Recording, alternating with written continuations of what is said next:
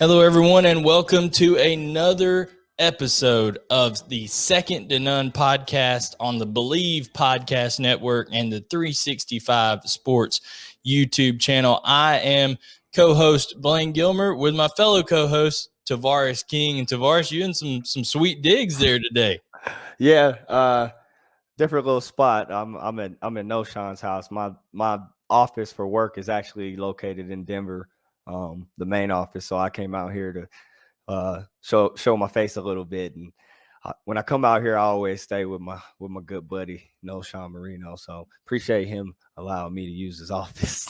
No doubt. So if you're watching on the 365 YouTube channel, you can see the Georgia memorabilia in the background, and Georgia had playing UAB this week, but TK, it is a lock-in Friday here on the Second to None podcast. We have our reaction Mondays, we have our What's the Spread Wednesdays, and then lock-in Fridays, where we are going to lock in our picks and tell everybody who they should expect to win these games on Saturday. And TK, we kind of we start getting into our analysis a little bit on Wednesdays there. We start just giving a little tease of it, but now we've got to research these a little bit more in depth. I gave you some players that I wanted you to kind of give your player perspective on and stuff like that. And, excited to dive in a little bit deeper here on this Lock-In Friday. Oh yeah, for sure. Me too, man. I appreciate the homework. I got to dive in on a few players and get the scoop on them. So yeah, man. As a former receiver, I give you two receivers for Kentucky there that are big time playmakers that I know you're going to have fun breaking down when we get to them a little bit later.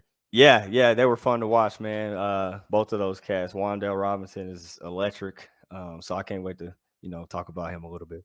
No doubt. And speaking of electric, guys, football season in general is electric. And if you want to make it even more, just a little bit more exciting, you can go over to Bet Online. It's that time of the year. In fact, right behind me as we're recording this, the Buccaneers and Cowboys are about to kick off the NFL season. You're listening to this on a Friday morning, but we're recording on a Thursday night right here. And guys, it's that time of the year and all eyes are on the football gridiron. As always, Bet Online is your number one spot for the all-pro and college football action this season. Get all the updated odds, props, and contests, including online's biggest $500,000 NFL mega contest and the world's largest $200,000 NFL Survivor contest, now open at Bet Online. So head on over to the website, use your mobile device to sign up today and get 100% welcome bonus. So whatever you put in, they're going to match it up over top of it with a welcome bonus. Bet Online, it's the fastest and easiest way for all your sport bet favorites. Bet Online, your online sportsbook experts. And as always, we appreciate Bet Online for being sponsor of the show. Now, TK, we had our game of the week here is the Texas Longhorns coming to Fayetteville, Arkansas, in an old Southwest Conference matchup that's now going to be a future SEC rivalry. And who better to help us kind of break things down? We like to have a guest on Fridays, TK. We're working on some guests for some people. I know you got some special ones that you're working on coming up, but wanted to bring in a Arkansas expert, if you will, and that is none other than Mr. Kyle Sutherland, who is host of the Hawg Talk Podcast. They do a fantastic job. Anything and everything you could ever want covered in terms of Arkansas, Kyle Sutherland is the guy to do it. So without further ado, we're going to bring you a interview that we recorded with Mr. Kyle Sutherland. And now on the Second to None podcast, we have a special guest that covers all things Arkansas. It's Mr. Kyle Sutherland from the Hawg Talk Podcast. And Kyle, welcome to Second to None. I've talked to you before, kind of chopped it up with you about Arkansas and things like that, but so excited to be talking to you with this marquee matchup that's coming up here with Texas and Arkansas. Definitely, Blayne. It's good to talk with you again, and hopefully looked a little better against Texas than we did against Rice, but going to be a tough matchup nonetheless. Texas, I think if everybody had been quite honest with themselves coming into the year, everybody thought that Arkansas would have been, well positioned in this matchup, and I still think they are in terms of it being at home and things of that nature. But Texas did look maybe better than expected in Sark's first game there against a good UL team. Arkansas had some things go wrong early. A linebacker get kicked out of the game for targeting. Bumper Pool gets kicked out late. He'll have to sit out the first half of this Texas contest. But just talk to us about what's the vibe, covering Arkansas on a daily basis in terms of what's everybody feeling, fan base, coaching staff. How's it looking going into this Texas matchup?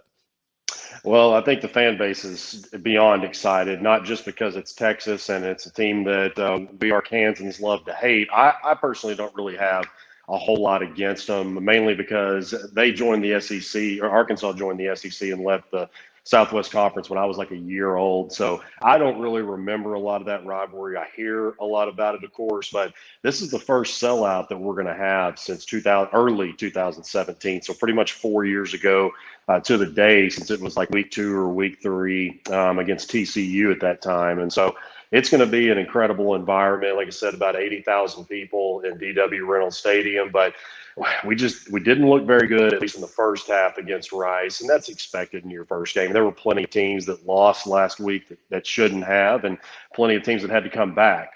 Just thinking of Mississippi State, for instance, there at the end of the third quarter being down 35-14, and came back and won it, or 34-14, I guess it was, then won 35-34. And so you're going to look bad sometimes in your first game. And KJ Jefferson did look a little shaky, but you think about 4 drops that his receivers had. If those would have been caught, he would have had like around a 75% completion percentage. And another thing is special teams. I know you being a Georgia fan, you're very familiar with Scott Fountain, and he just hasn't really done a great job in his tenure here.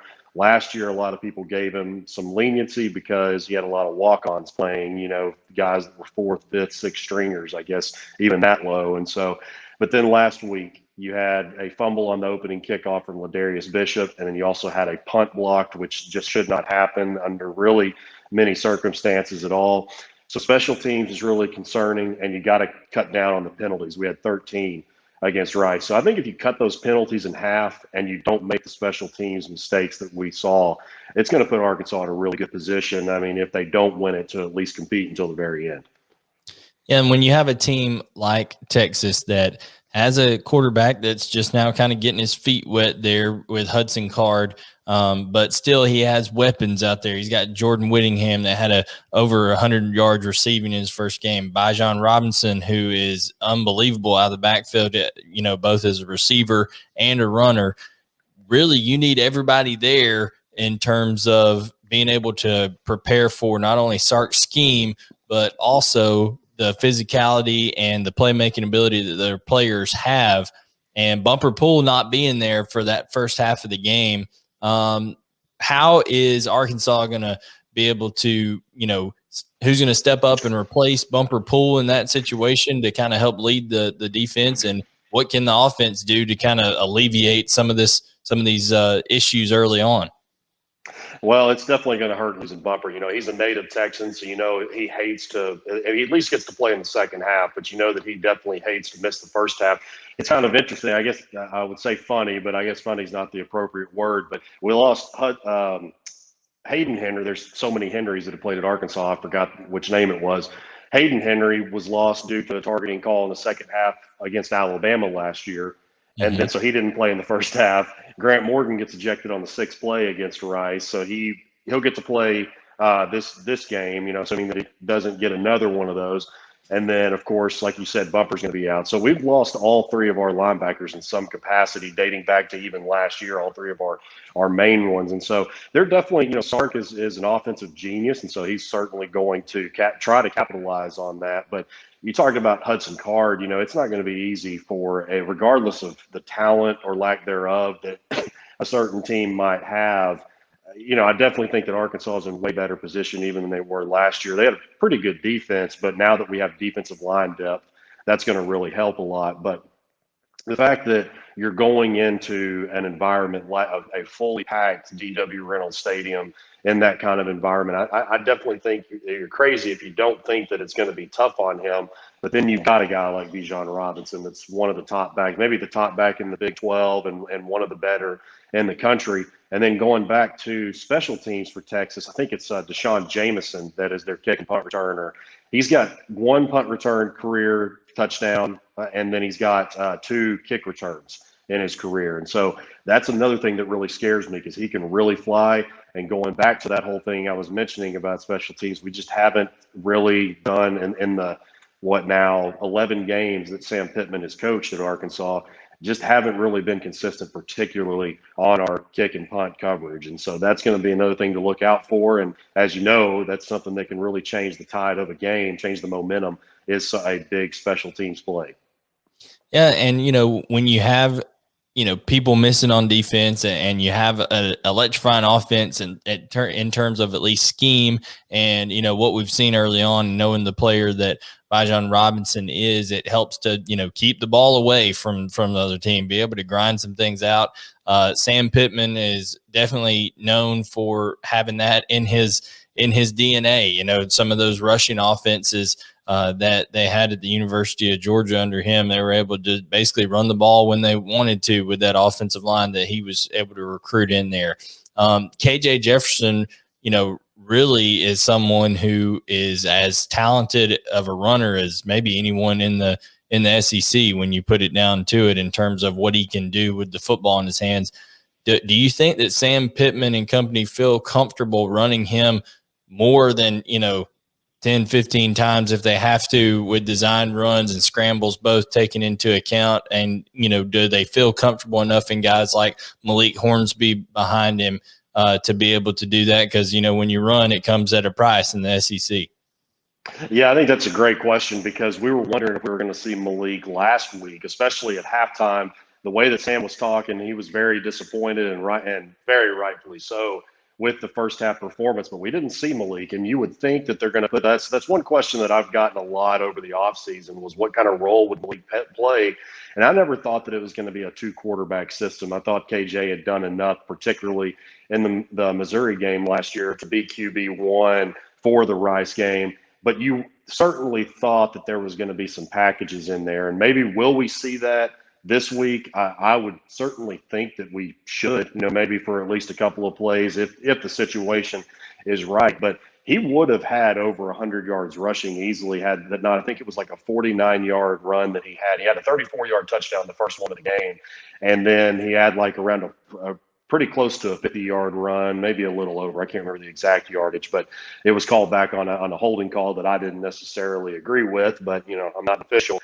But I definitely think you got to keep him involved in the run game. Traylon Smith is obviously a very reliable back. He showed that last year, and he had over 100 yards last week, and then continue to get the true freshman Rocket Sanders involved. He only had 2 carries in the first half, and then I think had around 5 or 6 in the second. But definitely want to try to get him going more. I know that since he was just playing high school ball last year and was that running back receiver, was more of an athlete. Ball security probably is a question with him right now, but he's got all the talent in the world. And so I'd like to see Rocket get a little bit more involved. And then, like I said, definitely even see KJ. If KJ has to run it 10 times for us to win the ball game, let's do it. He's got the frame and he's got the speed.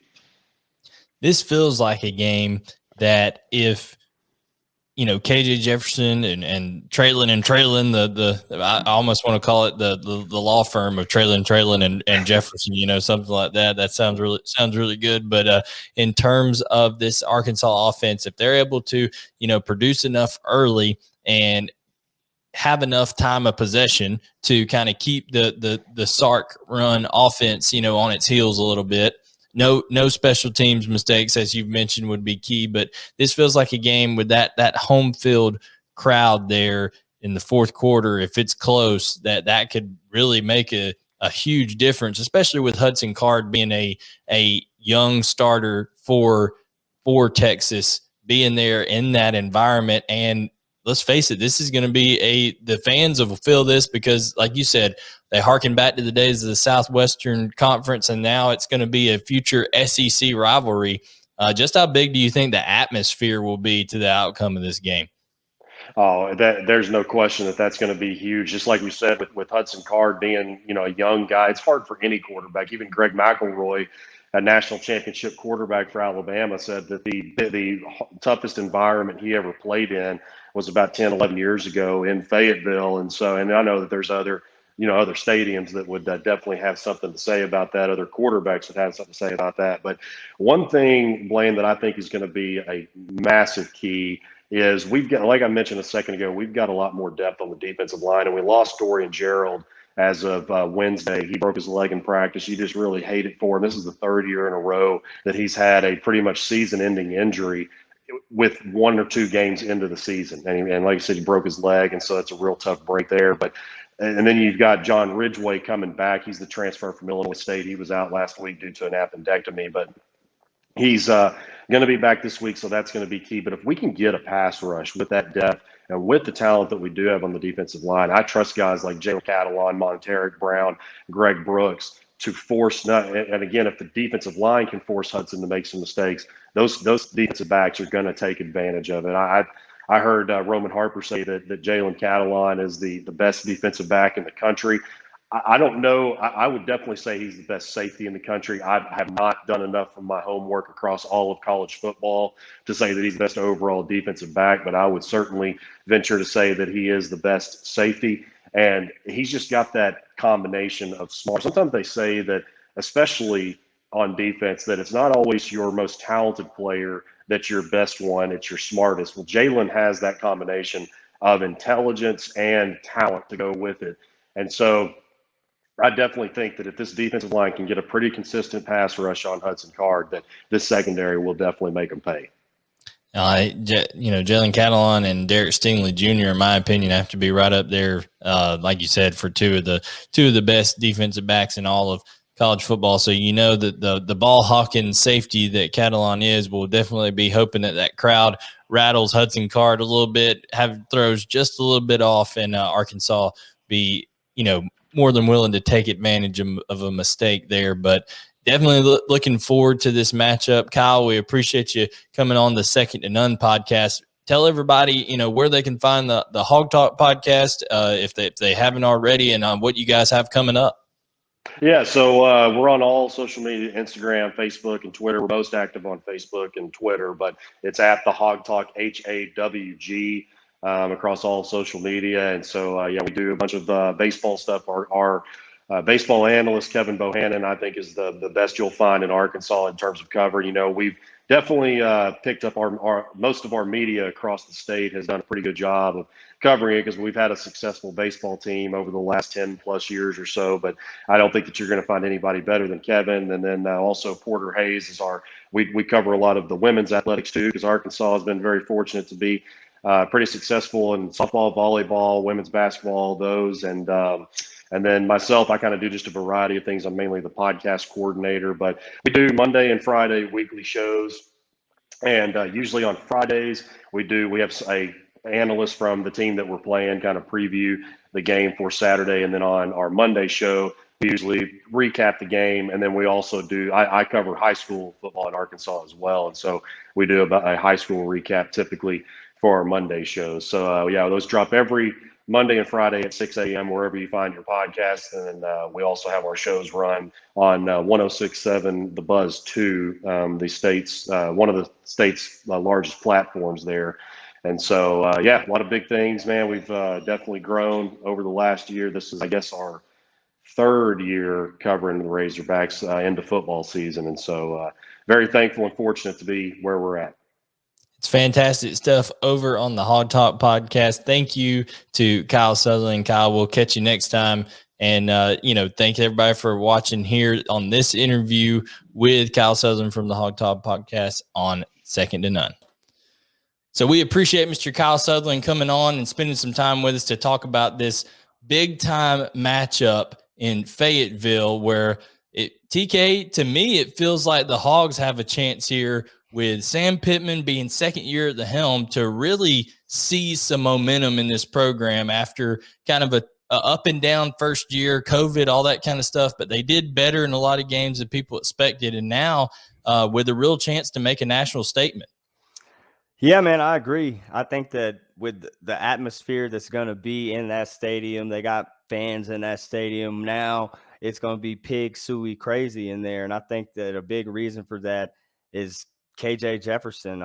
KJ Jefferson, with just his fourth start, had a big game and has a big game in front of him. Last week, I think our guy alluded to it. He would have had some better numbers had guys not dropped passes, but I think KJ Jefferson's special. I think Sam Pittman's looking for him to be a little bit more accurate on his intermediate throws, but his receivers have to help him out there as well. But early on, those are things that happen. You do have drops early on, and you do those are jitters. Those are first game jitters, but hopefully those are out of the way, and his receivers can help him have a big day.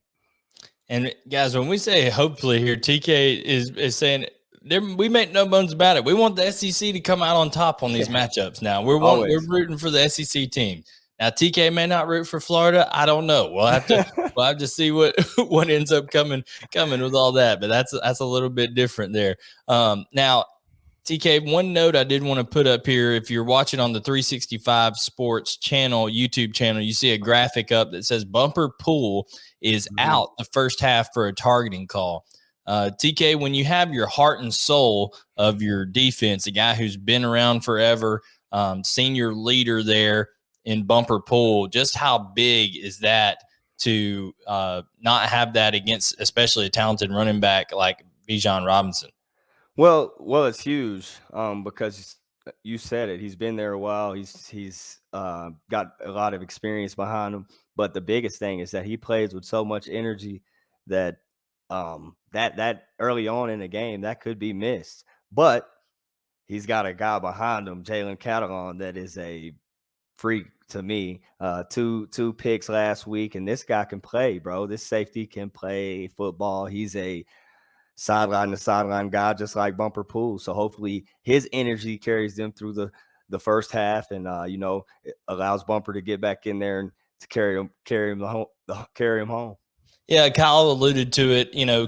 Hudson Card, it's his first road start, young quarterback, and that DWR crowd there in Fayetteville is going to be jumping. TK, you've played there, you know what it's like for a good Arkansas team they come out and support their fans, because people don't realize they're basically like the pro team there. Yeah, I mean that's what it is. There is no fighting between for fan base. It's like one state collected behind there. So you look right here, some of the matchups that I'm intrigued by, like you said, Jalen Catalon is going to be kind of patrolling that secondary back there. Texas's main target, Hudson Card's favorite target, the first matchup was Jordan Whittington, 7 receptions, 113 yards. And then, of course, Bijan Robinson, a total of 24 touches for 176 yards and 2 touchdowns against a very good, very well-coached Louisiana Lafayette team with Billy Napier. Yeah, he had the opportunity to watch some film on Bijan too, bro. He's probably the most put together back in the nation. I think both running and catching out of the backfield. He's elusive. He'll run you over. Only a sophomore too. Yeah, he'll do it all. He's special. So I'm definitely 100% excited to watch him. Man, I was excited to watch him and Bumper Pool go at it right off the go, but I guess we'll have to wait on that. But how juiced up do you think Bumper Pool's going to be coming out of that halftime locker room? Oh man, he gonna shoot. he gonna really run. He gonna be out there like Bobby Boucher. That's it. So TK, while we've got the graphic up here, we're going to go ahead and run through some stuff. Arkansas did trail 10-7 last week at half, but they got things together, 21 points in the fourth quarter. Texas really had control start to finish. Last time Texas beat Arkansas was 2008. Arkansas beat Texas in their last matchup in a bowl game in 2014. So TK, it's time. Go ahead and lock in that pick. Who do you like for the Texas at Arkansas matchup? Jeez. Well, knowing what we know, Bumper Pool's not going to be there. Bijan Robinson's a freak. Oh, and before you make your pick, I forgot to mention one thing. One thing that Kyle mentioned, Dorian Gerald, their jack defensive end who played 42 snaps in the Rice game, broke his leg this week during practice. So now Arkansas has gathered more depth under Sam Pittman with his recruiting and things like that. But still, when you lose a starter, an experienced guy like Dorian Gerald, and this guy's fought injury his whole career, and this appears to be one that's going to end his career, which is terrible. But what does that do to a team when you see a teammate like that go through such a not only a injury, but it looks like a career-ending injury? Man, it's tough. That's tough for him. Prayers up to him for his physical injury and just his mental as well. But man, that can either for a team that can either go one or two ways. You can either kind of rally around that and say, all right, let's do it for this guy, or you either feel bad and kind of the next man up doesn't step into that moment. But hopefully, there's a guy wanting to step up, wanting to fill those big shoes that need to be filled. But again, with all those things, the odds stacked up against them, man, it's going to be tough for them, I think, to pull out of there. Only thing that might carry them through there is that Arkansas crowd and them pig sueys. So I ain't even gonna do it to them. I'm staying SEC. Let's go Arkansas. You go in Arkansas. Well, I guess I'm going to be in wrestling, TK, they have what they call baby faces are the good guys and the heels are the bad guys. I guess I'm going to be a heel. I think that Sark is going to outmatch the coaching staff over there at Arkansas in terms of defensively. I think that he's going to be able to scheme some things up, and I do think it's going to be a very tight game, and I think it'll be close late. But I think guys like when you have a player like Wandel Robinson, and then just being that Texas scheme overall, and the only thing that's going to save them, like you said, is one the Arkansas crowd, or if KJ Jefferson really just becomes almost like a running back with his legs and ends up using a lot of that athleticism. But I'm going to split with you here and go Texas. Before we go to some of our other key matchups, TK, I do want to throw these other kind of cupcake matchups and just put our predictions out there on the record. I don't think anything's going to be crazy. I think Alabama's going to take care of Mercer. That's fair to say. I think that one's going to happen. Yeah. Auburn over Alabama State. LSU will beat McNeese. One that we're not going to highlight tremendously, TK, but this Mississippi State NC State matchup, with Mississippi State being a 2.5-point underdog. We talked about it last week. Devin Leary comes back for NC State. He's a very mobile quarterback. He's able to do a lot of things. He had a broken leg last year. They just absolutely drubbed South Florida 45-0 in the opener. The only thing that worries me, TK, is I just don't know if Mississippi State can stop them. I think Mississippi State will be able to put up points, but that defense is horrendous. Yeah, it's rough, man. Coach Leach obviously can score, but on the other side of that, you got to stop people, and I don't think it's going to happen. I'd have to go NC State. Yeah, NC State for me too.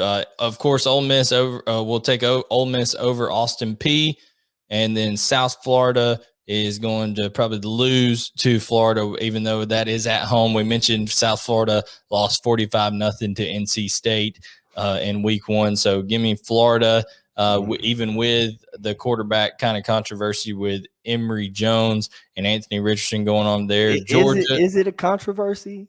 I don't know. I mean, we'll see. What do you think? I don't know. I mean, they could use that to their, to their advantage and play both of them, I think.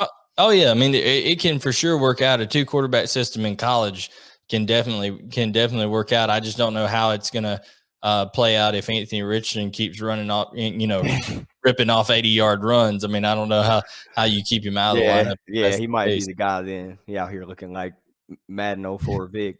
No doubt. Now, UAB and Georgia, we do want to touch on this one just a little bit. JT Daniels dealing with some sort of, we don't know if it's a oblique, a rib, a core injury, something along those standards. But even if he is out, which I anticipate him playing, then But even if he is out, I think Georgia will overwhelm UAB in terms of their talent up front, defensively and offensively. Expect Georgia to run the ball more effectively. They ran for 121 yards against Clemson, which that's a good defense, and that's still a good total to put up against the Clemson defense. And that's what we wanted to do. That's it. So like people look at that and they're like, damn, your offense didn't do it. Like, no, we wanted to run the ball now. Like, we wanted to run the ball. So I think we did well running the ball against Clemson, and I think that we'll do the same against UAB. Even if they stack the box like they may, I think we'll still be able to run the ball. And like I said earlier in the week, these are the games that the opportunities out wide will be there. So hopefully those guys will get more opportunities, make explosive plays down the field, whether it's JT, Carson Beck, Brock, or Stetson Bennett, the mailman. Whether it's either one of them, I think that there'll be more opportunities down the field. Yeah, so when a safety has to come into the box, we know that leaves those shot opportunities. You'll see that out of Georgia. Georgia over UAB, we'll call that one. And then the only other game that's not one of our feature matchups here is the Vanderbilt-Colorado State game. I don't care if it's David Pollock's 12U team that they're talking about on They're College nice. Game They're Day. nice, though. They are nice. Yeah, they're nice. North Oconee Titans. Yeah. I take the North Oconee Titans 12U team over Vanderbilt right now. You lose 23-3 over East Tennessee State. We've already started our petition. I think they should be kicked out of the league. But I'm taking the Rams of Colorado State. Yeah, I'm going with Colorado State as well. Hey, who knows? Maybe they'll pull like a Rudy or something, and come around and play better. But I mean, Vanderbilt's got a long way to go. So TK, that leads us into our final three matchups. The other three key matchups we had: South Carolina traveling to ECU as a 2-point road underdog. Then of course you have Tennessee is a 3-point home underdog to Pittsburgh. That's a 12 o'clock kickoff. And then also you have Missouri traveling to Kentucky, a interconference matchup here, an SEC East matchup, and Kentucky's 5.5-point favorite. And we're going to touch on those here in just a minute after this word from playactionpools.com, guys. Our pod is excited to be partnering with playactionpools.com this season to bring some interactive fun to the sport we love the most. You'll be able to get into action with our playactionpools.com football pick'em challenge, which is open to everyone. Here's how it works, guys. Sign up for the contest, Bleav Football Pick'em at playactionpools.com, and then get your picks in each week. We're going to select 10 highest profile games of the week between NFL and college. Whoever gets the most picks correct, you win some exciting prizes, things like the electric sunglasses, the pair of DC shoes, all that kind of stuff. Again, go to playactionpools.com, sign up for the contest, Bleav, that's BLEAV, football pick'em. And if you plan on hosting your own pools and things like that, you can also go over there and do that today. They've got Survivor, Pick'em, as well as sports style, build your own bankroll type pools, guys. So playactionpools.com, your home for all your office sports pools. So thanks to playactionpools.com. And now to get to one of our key matchups here, and throw it on the screen if you're watching along on the 365 Sports YouTube channel, guys. By the way, if you don't already, subscribe to the YouTube channel so you get all of our videos every Monday, Wednesday, and Friday. Go ahead and hit that notification button. That helps out as well. Throw us a like if you're watching right now. And, comments. We love the feedback, guys. So also Apple Podcasts, Google Podcasts, Spotify. Just search Second to None and we'll be there. And so, TK, we got a matchup here with an SEC team traveling over to play against the ECU Pirates, and they're actually an underdog in this one on the road. I think Vegas may have made a little bit of mistake setting this line because I don't think they knew that Kevin Harris, the leading rusher from the SEC last year. And remember, it was only a 10-game season, and my man threw up 1138 and 15 touchdowns in 2020. So that's a big return for them. They don't know if Zeb Nolan is going to be the quarterback or if Luke Doty is going to return from his foot injury that he sustained in camp. Shane Beamer is kind of keeping everybody in the dark on that. And on the flip side, ECU is going to be hungry to kind of avenge that opening week flop they had against App State, a team that they're really, always competitive with, and they lost 33-18, allowed 495 yards, TK. That ECU defense got torched. They're 5-14 all-time versus South Carolina. But they do have a big-time quarterback in Holton Allers, a lefty that is starting his 32nd game at ECU. 6'3", probably 235. I mean, almost a Tebow-looking type of quarterback, and over 7,000 career passing yards. So when you hear all that, you see all that kind of stuff, TK. What are you thinking going into this matchup? Well, the two biggest things that jump out at me is that ECU defense giving up 495 yards of offense and 226 of it being on the ground, and obviously Kevin Harris coming back. When you can throw up 1,100 yards and 15 tugs and a 10-game season, all SEC. In 10 games, you're doing something. So that's something to look at there. I think they'll be able to run the ball. And if you look more at the stats, you look at what Zeb Nolan did, 13 for 22, 121 yards, 4 TDs. Yeah, he had 4 tuggies, but they were pretty close to the goal line. So they were able to run the ball last week as well. So expect them to be able to run it this week for sure. I'm taking South Carolina. I think Vegas gave them ECU the points because they were at home. I'm taking South Carolina. Whether Zeb's out there or Luke Doty gets the nod, I'm going with the Gamecocks.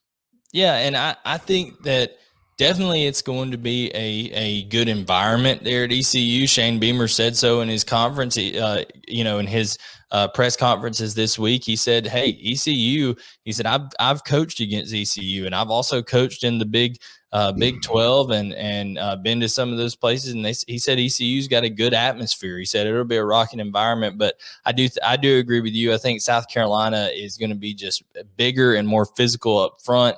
They had some issues run blocking maybe in the first week, even though they just tore through Eastern Illinois. But, TK, sometimes even though you blow a team out, you come watch that film and you're like, oh, we didn't do some things so good. So there's still going to be some improvement week 1 to week 2 for South Carolina.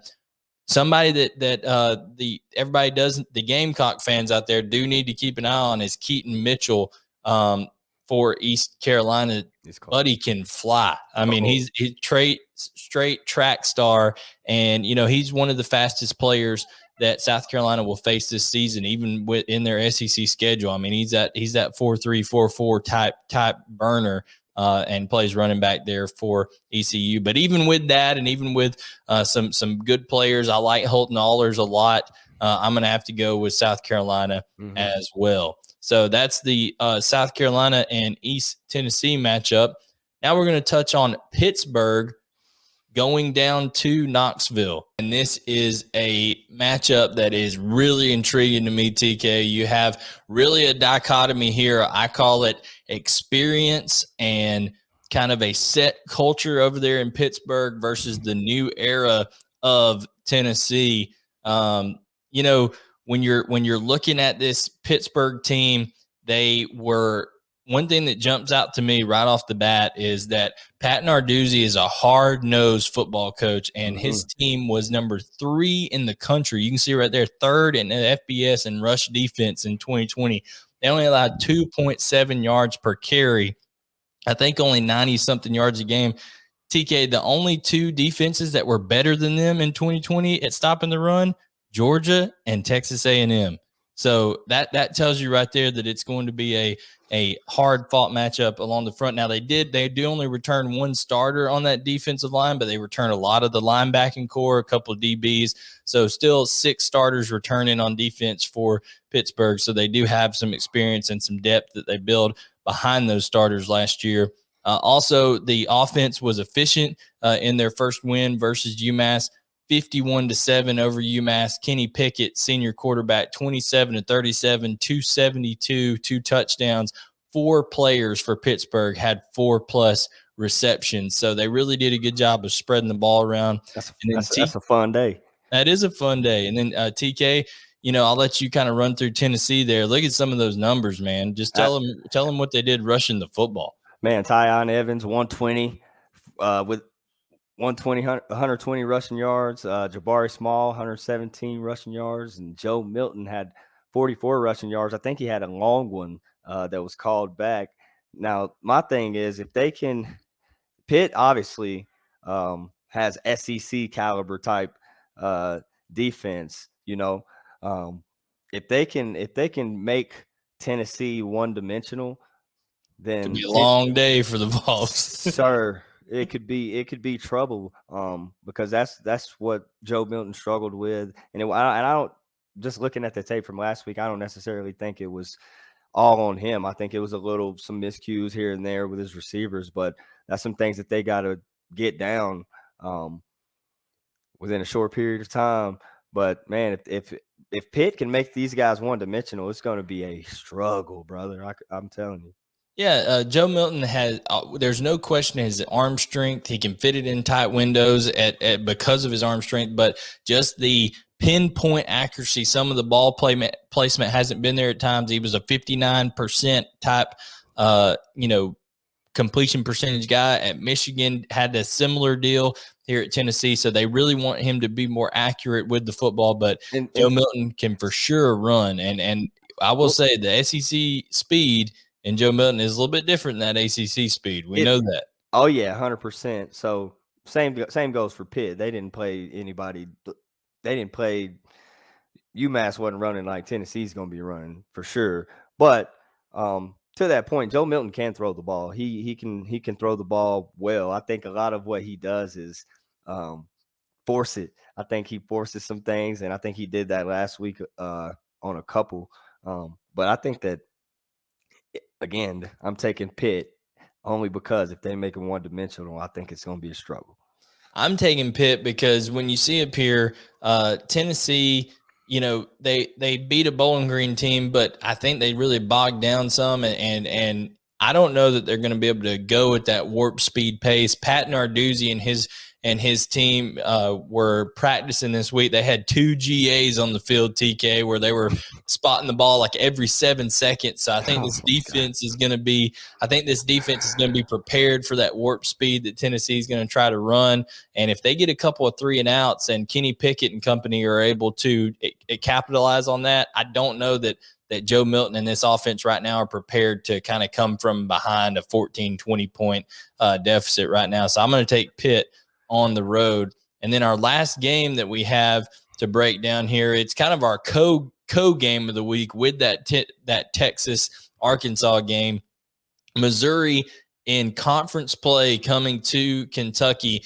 There's some really high expectations in Lexington this year, TK. A lot of people thinking that Kentucky will be the team that challenges Georgia the most for that SEC crown. We've talked about it before. Mark Stoops, it's an NFL developing program. They put 6 guys in the league last year, TK.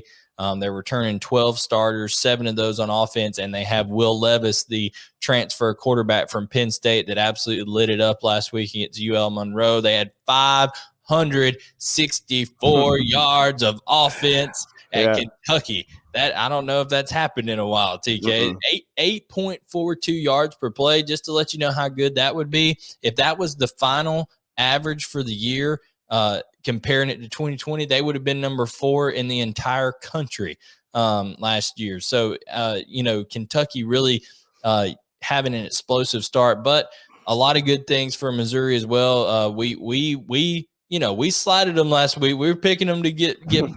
But you said they would have got beat if Jim McElwain. Yeah, they didn't have their coach, bro. That's TK's excuse of why our prediction didn't come through. But Tyler Beatty, 25 carries for 203 yards. Two bills, TK. We've talked about that. That just doesn't happen. Right. It doesn't matter who you're playing, really. 200 yards rushing is kind of a statistical anomaly nowadays. But 25 carries, 203 yards, and a touchdown. It's year 2 of the Eli Drinkwitz, Connor Bazelak combo there in Columbia, Missouri. 16 returning starters, 8 on offense, 8 on defense. So a very experienced team but they allowed 475 yards of offense to that Central Michigan team. So TK, having the background there, knowing all that, what do you think going into this Kentucky? Is 5.5? We talked about 5.5 points may not be enough on that spread. So I think I know which way you might be leaning on this one. Yeah, brother, you gave me a little bit of homework, and I was gonna do it anyways because I said last week Kentucky's offense looked like a different offense. They looked like a different team. Will Levis, just looking at the stats, I was like, what the heck's going on? So I had to dive in, and when I dove in, what I find, Josh Ali, receiver, good route runner, good hands, big playability, always in the right spot. I think he's a guy that Will Levis finds a lot. But the guy that I want to talk about is Wandel Robinson, 5'10", 190. I cut the tape on, and the dude just makes plays. They put him in the backfield. They put him at receiver. He's special. You could put him anywhere, but wherever you put him, plays are going to be made. He's one of those cats that makes that one cut and is out of there. So I think that Will Levis has weapons. I think that Missouri has some issues out wide, really. So I think that Kentucky puts it on Mizzou, really. So not even close in the SEC opener, you don't think? Yeah, I think they put it on them. I mean, there's some, yeah, I think they put it on them, bro. I can't even. To me, I think Missouri's hope would have to be that Tyler Beatty is able to take over this game once again, and they're able to really run the football well.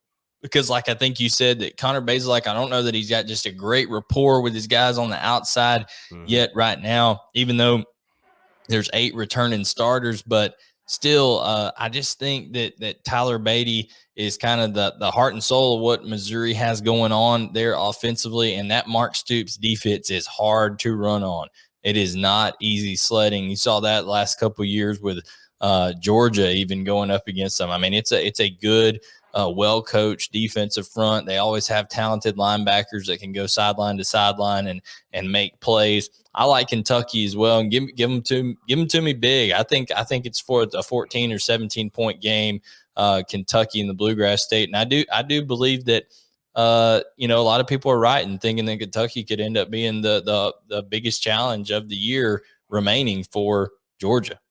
I mean, I could definitely see that sitting at this point right now. I mean, obviously it's week 1, but you could obviously throw Auburn in there. They looked really good. You could throw a lot of people in there. And in this league, bro, everybody does this, gets better every week. So there's no telling who that could be, man. But right now, I think Kentucky is rolling. I think they've got something special in the people that they put around Will Levis and Wandel Robinson and Josh Ali. Jalen Carlisle at Mizzou is a safety that played corner, that's been in that system a while, that I think will have his hands full. With those Saturday. two. Yeah, he's great. I mean, I watched tape on him too. He covers the field. He sits back and he roams the field and controls the field, reads plays, breaks up on east and west. And he prides himself on that, using his speed. So hopefully, man, hopefully he can do that and make some plays, but I don't think he alone will be enough. I know we both like Kentucky. Where would you maybe rank right now Wandel Robinson, you think, in terms of SEC wide receivers? Hey, man, he's up there, bro. I know you got John Mechie at Alabama. I mean, is he entering into Mechie territory in terms of how explosive and athletic he is? Well, yeah. I mean, just the thing about him is how good he is with the ball in his hands, which is why they I think he was in Nebraska, which is why in Nebraska they put him in the backfield, try to get the ball in his hands quick. They would hand it to the kid. So he's a special type of player, man. I definitely have him up there. He's a top 5 receiver in this league. I think he'll end up being a top 5 receiver in this league at the end of the year for sure. Maybe top 3. Well, there you have it, guys. It's a lock-in Friday. We've given you all of our picks here in the key games. We're going to go – TK's going with Arkansas. I'm going with Texas. We both like South Carolina. We both like Pitt to beat Tennessee, and we're both going to take Kentucky at home. So this has been your lock-in Friday edition of the Second to None podcast. catch us every Monday, Wednesday, and Friday. Monday, we'll have reaction to this week 2. And then Wednesday, we start to look ahead to week 3, tell you what the spreads are, tell you what Vegas is thinking, why that is, that kind of stuff. And then on next Friday, we'll also give you our picks and try to have another quality guest for you here on the Second and None podcast. TK, I appreciate you, playing a little road game here, being able to get in on the road, battling the sun for us. I mean, all kinds of adversity, and you're just fighting through it. I appreciate that. That's what I do, baby. I just try to come out on top for my people. That's it. Well, for Tavarres King, I'm Blayne Gilmer. This has been the Second to None podcast presented by Bet Online and Play Action Pools on the Bleav Podcast Network and 365 Sports YouTube channel. And we will catch you on Monday.